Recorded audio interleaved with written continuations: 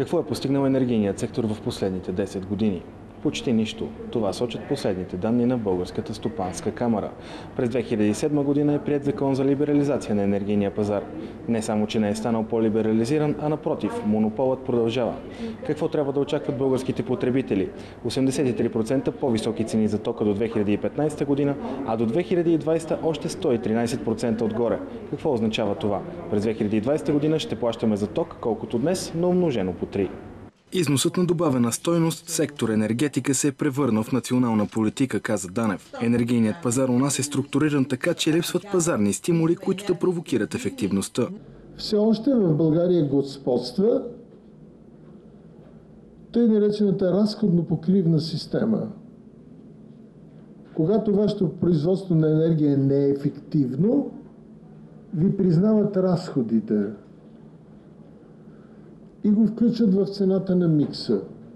Какво предстои? Ценови шок. Как ще дойде той? От 2013 година фирмите ще са задължени да изкупуват квоти за въглеродни газове. Съществува опция обаче, която позволява, ако не бъдат закупени квоти, то компаниите да инвестират тези средства в своето производство, като го модернизират и така то да бъде по-енергоефективно и с намален въглероден отпечатък.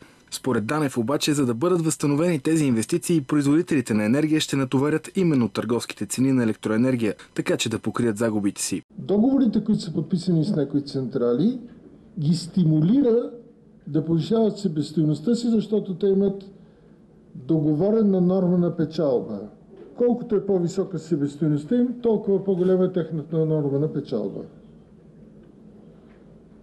Сбъркано ценообразуване, което Стопанска камера поне от 10 години непрекъснато говори на всички правителства от 1997 година. Законът за либерализация на енергийния пазар е приет през 1997 година. Не само, че пазарът не е станал по-свободен, а дори напротив, монополът продължава. Друг проблем на родната енергетика според БСК е ниският процент на газификация на българските домове. Само 3%. Чехия, например, въпреки липсата на газови запаси, е газифицирала 87% от сградите си. Заключението е, че енергийният сектор в България изостава както с модернизацията си, така и с нормативните рамки, които го управляват, които към момента не само, че не стимулират ефективността, а напротив, поощряват ниския коефициент полезно действие на сектора.